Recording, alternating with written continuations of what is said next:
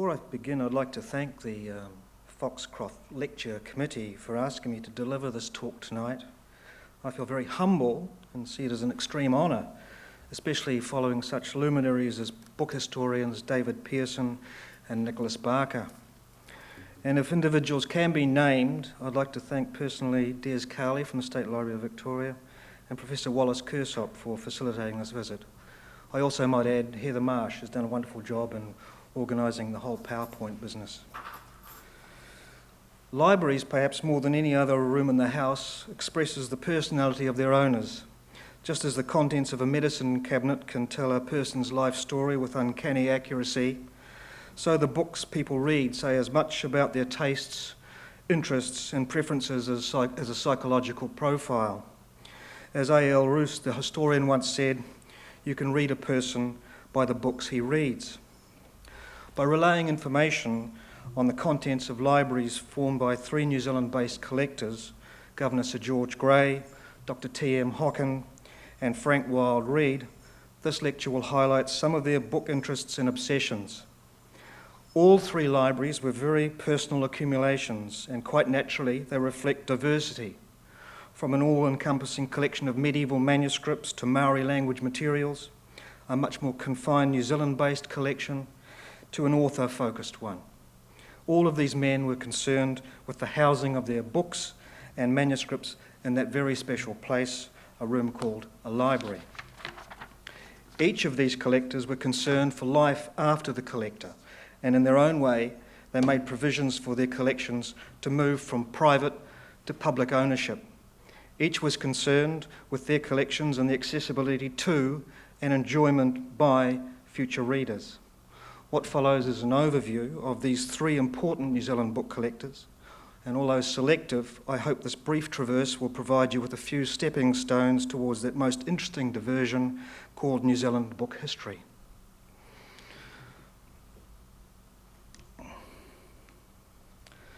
On the 21st of October 1861, Sir George Grey arrived in New Zealand to begin his second stint as governor. That day he penned a letter that gifted his first library to Cape Town. Eventually unpacked, this first library collection included 117 medieval manuscripts, 119 incunables, works such as Edmund Spenser's Colin Clouts, Shakespeare's first and second folios, Robert Herrick's Hesperides, an unrivaled collection of African indigenous language materials, natural history and travel works, and standard 19th century sets of Scott, Dickens and Southey. The entire Cape Town collection numbered some 5,200. Almost a year later, Grey purchased Kowau, an island of about 5,000 acres in the Hauraki Gulf, 28 miles from Auckland, and I've given you a little map there to show you the distance from Auckland up to Kowau up the top. Between November 1862 and 1888, this was his home, and it was here that he built up his second collection, one which has been described by Christopher Hamel as the world's most remote library. Of islands, one is reminded of William Cowper's words, "I am monarch of all I survey. My right there is none to dispute." And with ownership comes power, relative freedom and isolation. It afforded a place to retreat and withdraw when desired. When growing up, Grey used to visit his childhood friend Elizabeth Barrett, later Browning, at Hope End, a 10-minute walk over a grassy knoll from his uncle's home near Old Colwell in Herefordshire. Indeed, Grey's familiarity with Hope End cannot be dismissed when considering his own achievements on Kowau. Hope End consisted of 475 acres of farmland and parkland, with deer roaming among rare trees, peacocks on the terrace, cascades, ponds, grottos, walled gardens of vegetables and fruits. Only the neo-Turkish minarets were missing from Kowau. And over time, Sir George Grey rebuilt what is now Mansion House and created an island paradise by importing animals such as peacocks, kookaburras, emus and zebra, and planting such exotics as Brazilian plants, jacarandas, silver firs from Table Mountain, bamboos and bougainvillea. He even considered introducing Tibetan goats and badgers. Not every introduction was a success, The wallabies thrived to the extent that they became pests, as did the opossums, fallow deer, monkeys and kangaroos. The latter were either sent to zoos or shot. The zebras were harnessed to a carriage that took less energetic visitors to lookout points, but even they succumbed to conditions on Kowal. One broke its neck and the other its back. Between 1865 and 68, Grey had major alterations done and a garden was developed. It was rumoured to take a considerable amount of his personal fortune, and against this pattern of activity in his little paradise, he continued to collect books. On 18th of June 1867, Grey was fired as governor. Retirement meant that Kowal came into its own, a place of rest from the hurly-burly world of politics. And remember, he was a governor, 55 years in the southern hemisphere.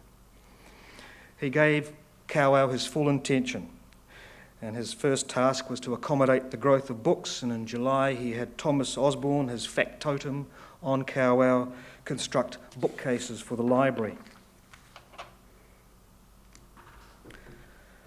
Unfortunately, there are no plans extant that give a firm idea of where the library was situated in the house. However, some visitor records provided glimpses. In 1867, a visitor described the interior of Mansion House.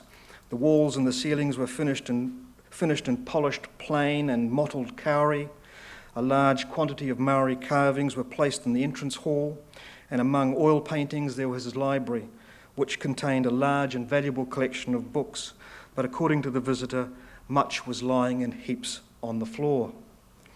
On 9th of September 1868, Grey left his island paradise and returned to England. After buying artworks and more books and manuscripts, visiting friends and family, and after making a unsuccessful bid into parliamentary life, he returned to New Zealand, and by October 1870, he was back on the island.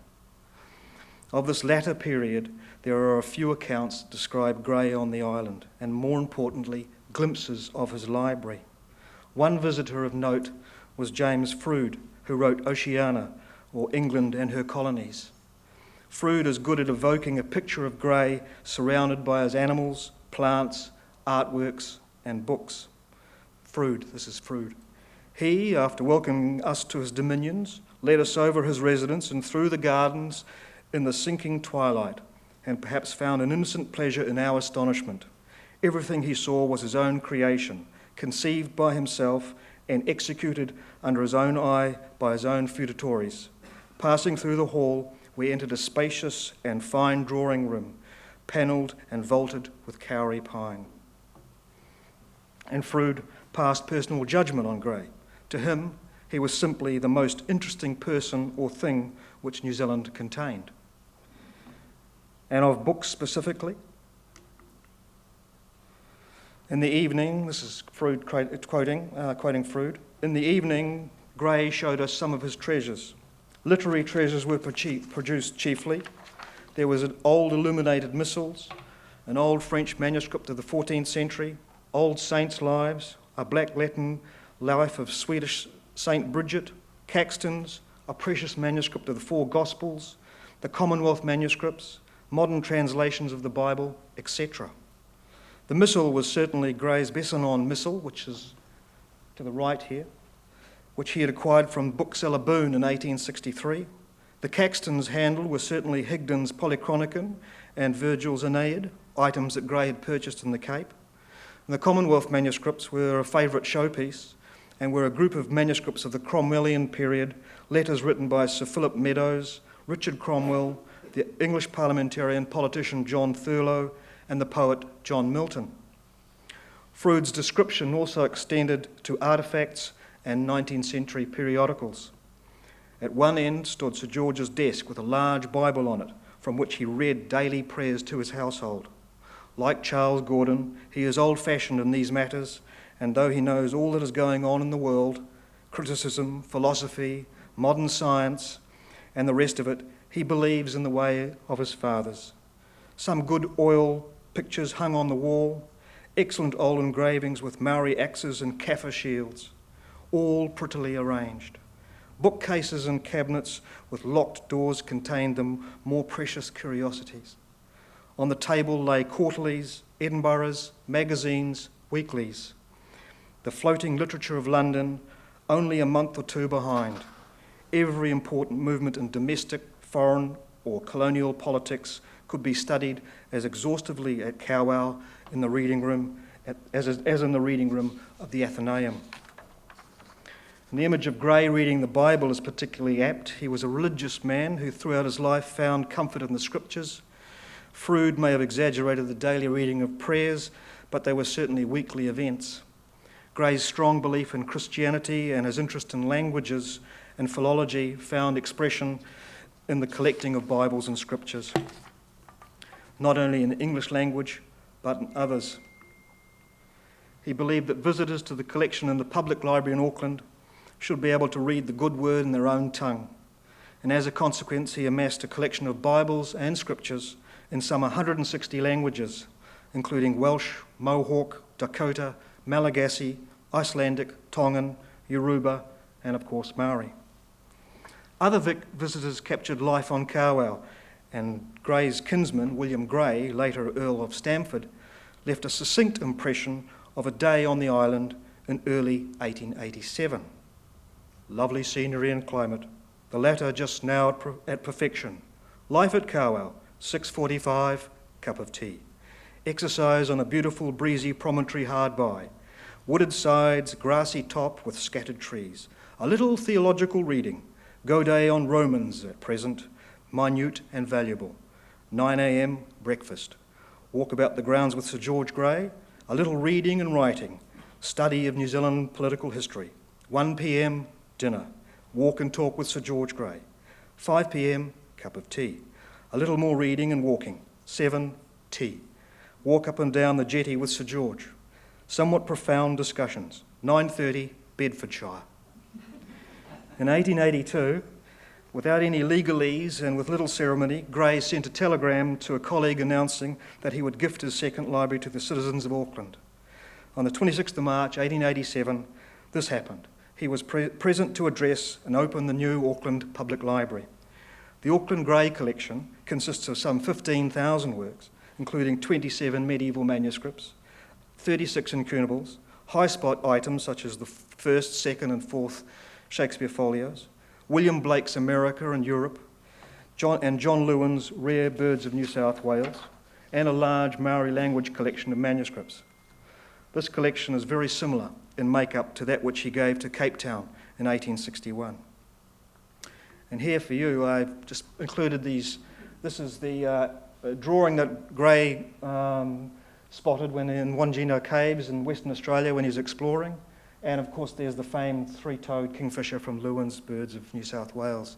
They're all in his collection. And before I turn to Dr. Hocken, I would just like to give one little anecdote about Sir George Grey.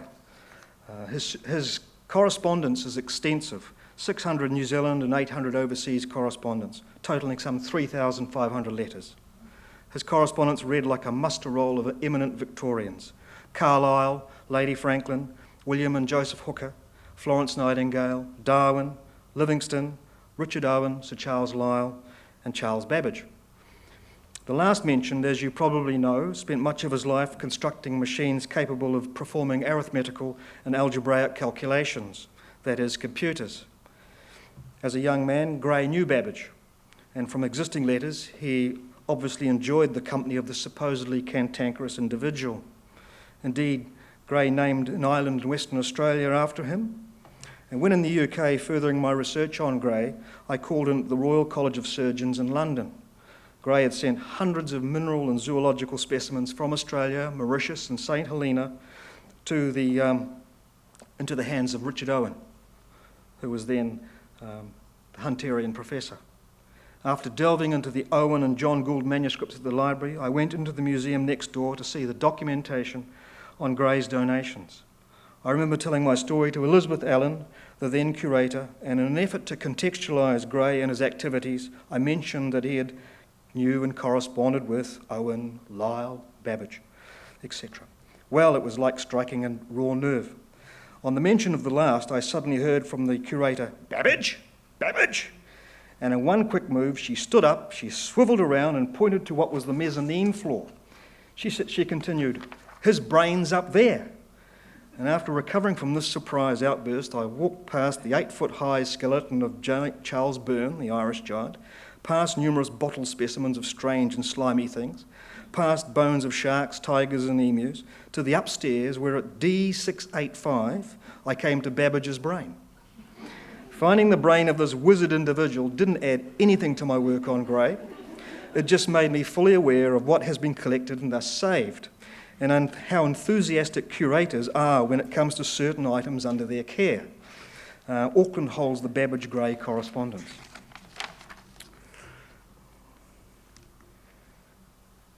Dr. Hocken. Dr. Thomas Moreland Hocken stands as New Zealand's third most important book collector, and after Gray and Alexandre Turnbull, for some 48 years Hocken lived and worked in Dunedin, where I'm based now. When he died in 1910, his large collection of books and manuscripts and maps were gifted to the Dominion under the custodial care of the Otago University Museum. It's a premier New Zealand collection, with materials relating to Captain Cook and the early voyages to New Zealand, to the Reverend Samuel Marsden and early missionaries, to Edward Gibbon Wakefield and the New Zealand Company, and to documents on Maori and early settlement, especially to the South Island. Australia is not forgotten. Hocken regarded Australia's early history as a crucial link to New Zealand's own early development, and to him, the inclusion of such material was vital to any understanding of the Antipodean colonies, the colonists, and their experiences.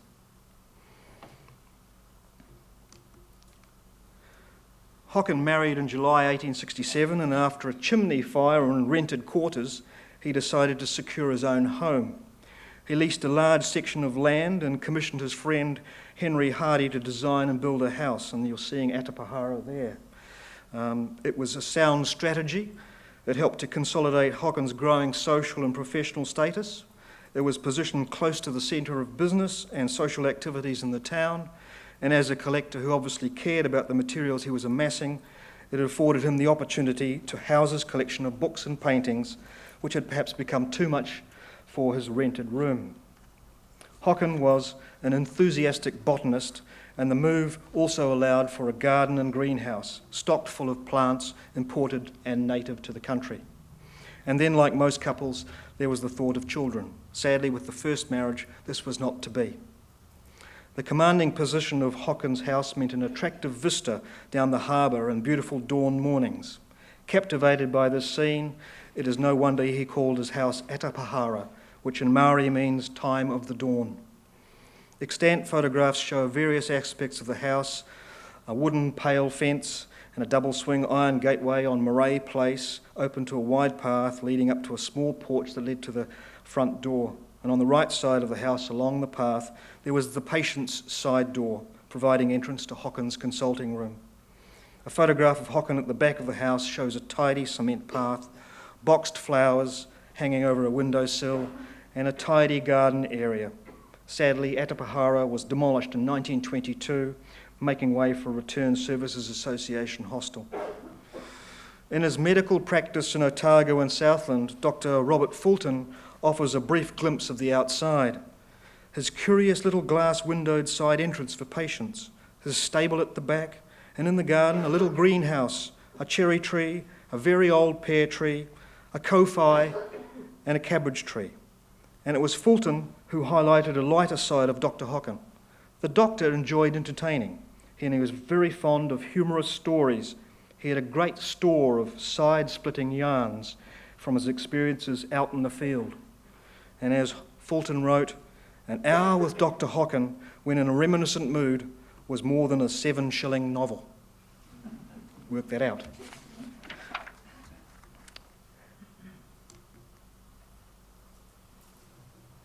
There are a few descriptions of the interior that enhance these bald plans. Mary Isabella Lee, the mother of politician John A. Lee, was employed as a seamstress for Hocken.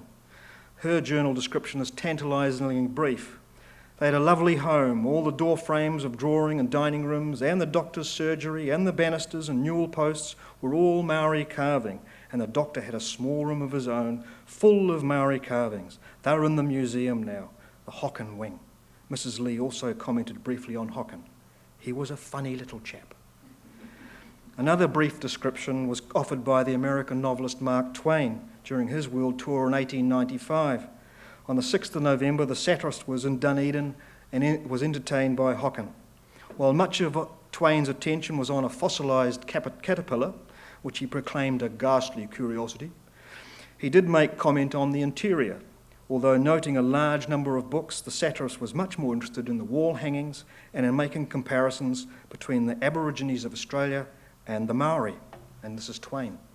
To the residents of Dr. Hocken, he has a fine collection of books relating to New Zealand, and his house is a museum of Maori art and antiquities.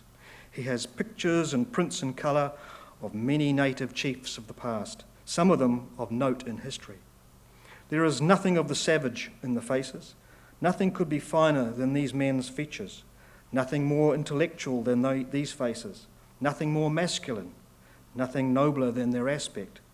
The Aboriginals of Australia and Tasmania looked the savage, but these chiefs looked like Roman patricians. The tattooing in these portraits ought to suggest the savage, of course, but it does not. The designs are so flowing and graceful and beautiful that they are most satisfactory decoration. It takes but 15 minutes to get reconciled to the tattooing, and but 15 more to perceive that it is just the thing.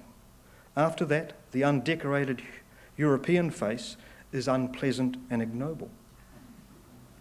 A photograph taken in 1893 by Bessie, Hocken's second wife, shows a 57-year-old Dr. Hocken surrounded by his books in his library and sitting at a table, poised to examine a botanical specimen with his microscope. At the back, there are striped curtains to protect the books from sun and dust, and the table has a carpet covering. It certainly confirms the orderly nature of the books in his library. The Hobart-based James Backhouse Walker compiled an 11-page publication on books relating to Tasmania, and he sent Hocken a copy in May 1889. By the time the gift arrived, Hocken was well into compiling his own bibliography. In March 1898, Walker visited Hocken at Atapahara, and he offers an excellent personal glimpse at a night at the Hockens. It reveals a pleasant domestic scene, including Hocken's wife Bessie's hint to her husband on not to brag about books not owned. And this is Walker. 6th of March, back to hotel, changed and to Dr. Hocken's for dinner. Very little round man with grey hair. Mrs. Hocken, very charming. Daughter, nice girl, but shy. Sat over wine, talking about hot lakes and what to see, the doctor having been there several times. Also about Honi Hike's war, and compared accounts of Toby Philpott's death at Okawhai Pa. Then to his study and joined Mrs. H. He showed me 4 drawings by Sergeant Williams of Honi Hike, the attack on Rupekapeka Pa, talked about books and compared notes. Mrs. H. signs not to speak of books he hadn't got. He showed me Hobson's Spectator as a bribe for the New Zealand Festival lithograph. Talk about Frank Pogson. Mrs. H. retired.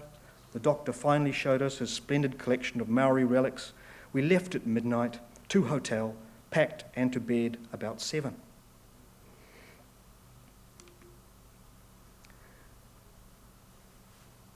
And I just thought I'd include that because that's the size of Hocken. He's about 4'8". Tiny, but he had presence. In 1908, Annie Trimble, second wife of Hayward Trimble, the first Hocken librarian, carried out an interview with Hocken that was eventually printed in the Evening Star. This chatty piece offers another glimpse of the layout of the house and Hocken's collection. Trimble was shown into a large room whose walls were covered with books from floor to ceiling. This was the library. And instead of a conventional mantelpiece over the fireplace, there was a large carving, the gable end of a Maori house. She spied one cabinet dedicated to housing Hocken's collection of early printed books in Maori, including Kendall and Samuel Lee's A Grammar and Vocabulary of the Language of New Zealand. There was shelving allocated for large folios such as Cook's navigational charts and maps, and after being shown numerous treasures, which included the letters of Samuel Marsden and William Fox's journal, Trimble noted, "The papers were all very beautifully mounted and arranged and were bound in rich and durable bindings. Various cupboards and dim recesses held charts and plans of Parrs, including sketches by Charles Heafy, one of Hocken's correspondents. The passage leading to and from this room was covered with pictures, something that Trimble was rather taken with." On the 19th of March 1897, Hocken announced in the Otago Daily Times his intention to gift his entire collection to the Dominion under the stewardship of the Otago University Museum.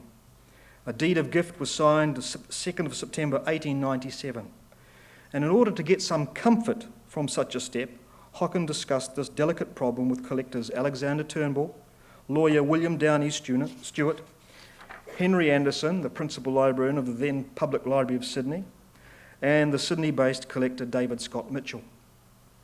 In March 1898, Hocken admitted to Mitchell, "When making my offer to the public, I said that it was dependent on their housing and making provision for the due care of my collection. But so far I have been much disappointed, as with the exception of a little stir and a few laudatory letters at first, nothing effective has been done. I thus begin to feel not only somewhat chagrined, but also inclined to withdraw from my position and to leave my library in the safekeeping of some trustee until in the fullness of time proper provision is made." And Mitchell replied, "Dr. Hocken, dear sir, it seems to me that you are entirely right in taking all possible precautions for the future care and preservation of your library, which I have always understood to be the finest and completest in existence in all matters relating to New Zealand. Such a collection could probably never be got together again and should be scrupulously cared for." Mitchell then listed his own donor conditions and ended with, "It is a matter of interest to all book lovers that such a library as yours should not be left to the tender mercies of those who might not know its value. Should you visit Sydney, I shall be glad to show you anything I have. With kind regards and faithfully yours, D.S. Mitchell." The opening of the Hocken wing and the physical transfer of Hocken's collection of 4,300 books, pamphlets, photographs, drawings and paintings happened on the 31st of March 1910. Hocken was too unwell to attend the occasion. The donor never saw his collection so housed, yet come what may, Hocken knew that his own personal obligations and the importance that such a gift can bring to a nation. It is no wonder that collectors are called patriots.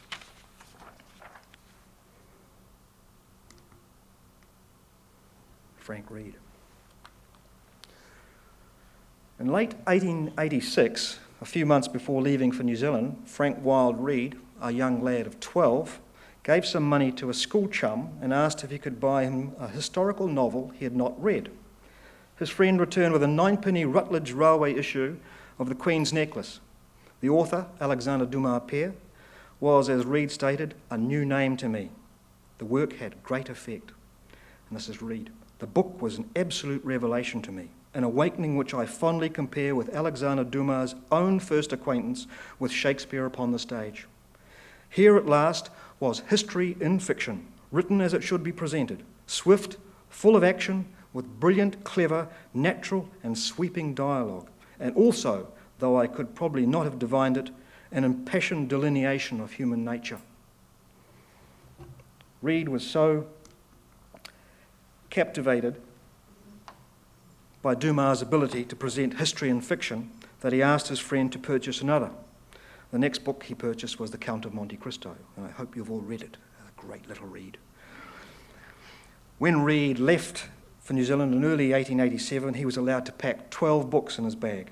And among book gifts and school prizes, the most treasured was his copy of The Queen's Necklace. It was this book that was to form the cornerstone of the Reid Dumas collection, a collection that's now in the Grey collection, or special collections at the Auckland City Libraries. Reid settled in Whangarei, and for well over 60 years he collected the works of Dumas. Through his contacts with a small number of overseas booksellers, purchases made from dealer catalogues, and the generosity of a few friends, he was able to amass one of the largest collections of books and manuscripts by and about Dumas outside of Paris. His lifelong efforts in forming this museum of Dumas are made more outstanding by the fact that he never left Whangarei, a small provincial northland town in New Zealand, and a place far removed from the established book centres of London and Paris. Yet collecting the works of Dumas was not the only activity he indulged in. There was also his extensive translation and bibliographic work, activities that gave an added dimension to the book collecting. A few biographical details will highlight Reid's collecting, translation and bibliographic activities. He was born 1st of August 1874 in Hayes, England, and brother to Marion, Alexandre, and perhaps to the most famous Alfred Hamish Reid, who was A.H. Reid, who was our other Dunedin collector. Reid's exposure to the printed word came at a very early age. In an unpublished autobiography, he wrote, "The first book I ever asked for was a history of England, naturally a child's history, for I was only a few years old, but I devoured it eagerly. Later he revelled in a book on King Arthur and the works of Sir Walter Scott, Bulwer Lytton and Harrison Ainsworth. It was the above-mentioned Arthurian work that triggered an anecdote from Reid on an early reading experience. One day in the summer, on the lawn at our house, I read aloud some part of King Arthur to my grandmother Wild, who was visiting us. It was a very childish affair, but after a while she suggested that it was not a particularly good book, which is perhaps why it was so attractive. Good books do not always appeal to children. Then she went on to say if I would give it up, she would give me a better one instead. I did not wish to do this very greatly. In fact, I wanted to retain my own. Still, at the age of 8, grandmothers can exert a strong influence. Instead of it, I was given a Life of David Livingstone, which I never read. The effect, however, was much more than that. It completely put me off interest in any missionary reading and banished any interest I might have felt for Africa. There was also some frustrations, and this is Reid. On one occasion, I was deeply absorbed in a Scotch tale of some baronial period and had just reached the place where the hero had climbed up the ivy on a castle wall to rescue his lady love, the Baron's daughter. As she was preparing to escape with her, into the room burst her brother. Swords were drawn and a fine combat ensued, the lady shrinking into a corner. The brother was getting the worst of it and was driven back to the wall, but there he pressed some hidden spring and a large section of the flooring gave way, carrying with it the hero into the oubliettes below.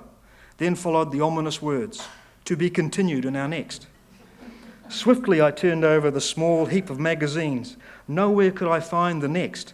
Downstairs I went, 3 at a time, and burst into the kitchen. "Grandmama, where is the next number to this?" "Let me see. Yes. Your uncle thought the stories less interesting than before, and he stopped taking the magazine." Such a scenario, serialised with all the elements of action, adventure and romance, could tantalise a young reader. It did so with Reid, because 60 years on, he still had in his mind the question of what happened next and how the escape, which would certainly be accomplished, have happened, how it was managed. And no, it's a pun, but the Reid family were readers. And young Frank was extremely fortunate in that his father owned a small library of about 300 works, mainly Victorian writers such as Scott, Dickens, Ainsworth, Fenimore Cooper, and James Grant. The library also contained illustrated books such as Gustave Doré's illustrated editions of Don Quixote and the copies of The Graphic. And by the age of 7, Reid was such an omnivorous reader that he was limited by his parents to reading 25 pages per day. This restriction made him hunt out those books which had the smallest type, particularly the then popular Chandos classics and Dick's sixpenny editions of famous novels. And by 12, he had galloped through most of his father's historical books, and there was only one proviso. He had to seek his father's permission first. And he remembered only one veto on a book he wanted to peruse, and this was on one story in a book of several Australian tales. Never found out what it was. And as I say, this is when Dumas enters his life. So life in Whangarei was tough. Long hours, isolation, and arduous work in the gum fields. Any pocket money Reid obtained from selling the gum was spent on books, 1 or 2 per year. Though through the local public library he was able to read abridged English editions of Dumas' Isabella of Bavaria and the Black Tulip. Indeed, by the late 1880s, he found it very difficult to establish what order the story should be read, as in the case of the Valois trilogy, and what exactly was Dumas' entire output. In answer to the latter, he was left to glean as much as he could from the publisher's advertisement pages in the Dumas books he owned. Despite the lack of information and the shortage of extra money, Reid persisted and managed to purchase a number of the more common Dumas titles through local booksellers. He also, on his own initiative, sent a desiderata list to a few of the Auckland-based booksellers. The forwarding of lists, eventually extending to overseas book dealers, and the purchase of items from dealer catalogues were to become the prime methods by which Reid acquired his books. And in December 1888, Reid, aged 14, began his pharmacy apprenticeship. Hours were long and a routine was quickly established. 8 o'clock start, 8 p.m. finish, Monday to Friday. Saturday closing time was extended to 10 p.m. Holidays numbering 6 days were scattered throughout the year. Only delightful Sunday afternoons were for light reading. And as Reid lived at the Gumfields at Parahaki, there was a 3.5-mile walk to and from work each day. During his apprenticeship years, Reid juggled the demands of his chosen profession with that of his love for books. He taught himself the Latin and the chemistry necessary for his profession, and he continued to buy and read the books of his favourite authors. It was at this time that he developed a preference to having his own reference books at hand. And this latter aspect not only highlighted his awareness of the remoteness of Whangarei, but it also catered to his lack of gregariousness, something that he openly acknowledged. I am not the most sociable of individuals, especially with work to do at my books. In 1895, Reid bought a house in Norfolk Street, 20 minutes walk from the pharmacy. With a fear of fire, he made sure the library space had double cavity brick walls and a large walk-in safe constructed to house his treasures. He called his house Castlemore, after the birthplace of the real-life Comte d'Artagnan. 1902 was the centenary of Alexandre Dumas' birth. The firm of Methuen announced a plan to publish a complete edition of Dumas' novels, and also that year the firm of Constable and Dent published biographies. When Reid received the Methuen prospectus, it gave him one of the biggest shocks of his life. It listed many Dumas titles unknown to him. Needless to say, they were all promptly ordered, and as each issue arrived, Reid dutifully recorded in notebooks the bibliographic and biographical details from each introduction.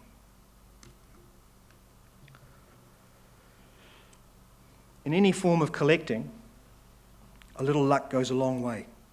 Luck came Reid's way with the announcement by the publisher Stanley Paul of the publication of Dumas' The Parisian Terror and The Last King. On receiving both books, Reid noticed that each introduction was signed by R.S. Garnett. After further breakthrough was Garnett's letter in the Times Literary Supplement of the 8th of January 1916, which listed his Highgate address. Reid, the apprentice at 42, wrote to the 50-year-old Garnett, and this was the first of many letters between these two Alexandrians. And who was Garnett? And there's the constructed bookplate, or ex-libris bookplate of Garnett in the middle there. Garnett, Robert Singleton Garnett, was of the famed Garnett family. His grandfather, the Reverend Richard Garnett, was assistant keeper of the printed books of the British Museum. His father, Richard Garnett, was the superintendent of the reading room. His brother, Edward Garnett, was an author and discoverer of authors such as Lawrence, Joseph Conrad, and Dorothy Richardson. David Garnett, the writer of The Lady into Fox, was his nephew, and sister-in-law, Mrs. Constance Garnett, was the translator of many Russian works, including those of Dostoevsky and Turgenev. Although a successful lawyer, Garnett's first love was literature, and he was, when Reid wrote to him, the recognised English authority on Alexandre Dumas. Over 16 years of their correspondence, Garnett secured for Reid many important Dumas manuscripts and first editions. Garnett's feeling for his friendship with Reid was obviously strong. Indeed, on Garnett's death in 1932, he willed his entire Dumas collection to Reid. And this collection numbers some 740 titles, including the manuscript on the left-hand side there, which is the in Dumas' hand of Le Garibaldians. Numerous pirated Belgium editions, first editions, French, English, Garnett's own unpublished notebooks on Dumas, and many other treasures. Garnett was also instrumental in Reid's introduction to the world of translation. One morning, Garnett wrote to Reid, "I picked up the other day Andrew Lang's copy of Glenelg's Alexandre Dumas et son œuvre. Only 325 copies were printed, and Mr. Spur could not find one. Now I have 2. Would you accept my copy?" Reid accepted Garnett's offer, and the best bibliographic work on Dumas in existence finally reached him in February 1919. Its chief importance not only lay with its bibliographic and biographical information on Dumas, but in fact it forced Reid to learn French. At the age of 45, he decided to translate it. As he stated, "I could not allow myself to be defeated. I put my reading wholly aside for 12 months and devoted my spare hours to rendering this book into English. In just over a year and an average of 16 hours a week, the job was done." The significance cannot be underestimated. It gave him access to Dumas' mother tongue and a greater familiarity with Dumas' world. He was caught after Glenelg's translation. The itch got under his skin, and he spent the next 34 years translating many of Dumas' works. And Dumas wrote 72 dramas, many of which signalled the Romantic period in France. Charles VII was the first dramatic work that Reid attempted. It was chosen for 3 reasons. The play was set in a historical period that Reid was unfamiliar with. It had been horribly abridged by early English translations, and Reid hated abridgments. And lastly, he had no intention of letting the newly acquired facility of translation rust. The completion of Charles VII set up a routine that Reid would continue for most of his life. Each year he would take 2 or 3 weeks off, translate 2, if not 3, of the plays, and it was in this way that he translated all of them, all known plays. And the typing of each was done outside business hours, and as each had 2 colours, red for characters and stage directions, black for speaking parts, it involved passing the paper through the typewriter carriage twice. After each typing, every good copy was bound up in red buckram, given a decorative hand-drawn title page by his brother A.H., and either reserved for the Auckland City Library collection or a fellow Alexandrian. And the number of volumes total something like 23 and exceed 8,000 typescript leaves. One of the other most important translations that he did do was Dumas wrote a number of books about New Zealand. In 1925, Reid translated the 4 volumes of the Journals of Madame Giovanni, a narrative of the travels of a French woman to New Zealand, Australia, and the Pacific. And in 1926, Reid completed his translation of Dumas' edited version of La Balianaise, or The Whalers, the journal of Dr. Felix Maynard, a surgeon who served for a number of years on whaling ships in and around New Zealand. It was published by Hutchison in 1937 and remains the only English translation available.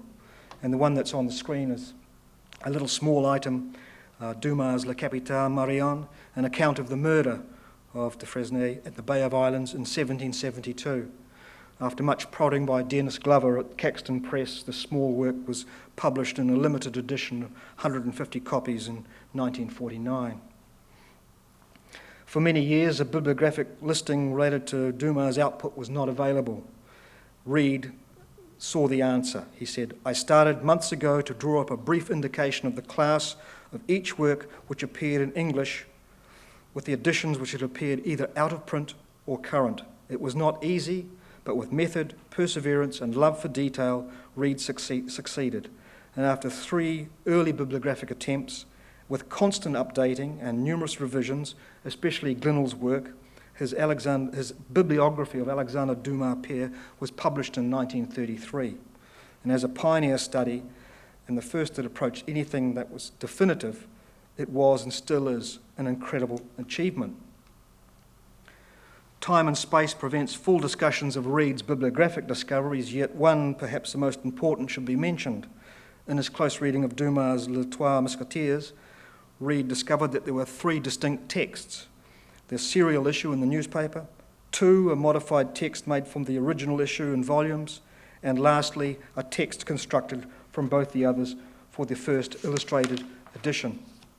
His discovery of these variants was published in 1938 in the Colophon under the title Dumas revises The Three Musketeers. Significantly, Reid was recognised for his efforts by the French government in 1927 and 1934, and in fact, one French diplomat, Monsieur Maigret, visited Whangarei and the Reid Dumas collection, and he stated, it is moving for a Frenchman to stand here with the ghost of Dumas and speak with a man who knows so much more about the great novelist than any other living Frenchman." The deed of gift was signed in 1928, and through Reid's close friendship with the then Auckland librarian, John Barr, he was able to retain his library until his death. It was a working library. Conditions of the deed included that the collection could not be added to, not be broken up, nor moved. And in August 1953, 3 months after Reid's death, the Dumas collection was unpacked in the old public library.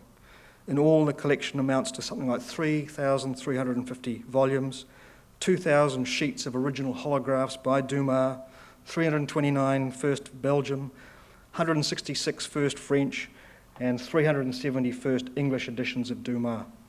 51 typescript volumes of Reid's translations, some 20,000 typescript leaves, letters, portraits, and other Dumas-related material, plus the Singleton Garnet collection.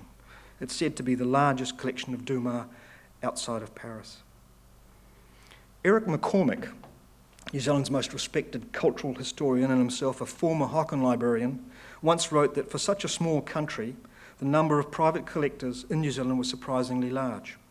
Jim Trowie, former Turnbull librarian, reiterated McCormick's thoughts in his 1991 paper when he said, or wrote, "We in New Zealand owe an inestimable debt to the private book collectors of the past, whose collecting has enriched our public institutions either directly through bequest, gift or sale, or indirectly by contributing to the pool of books available in New Zealand."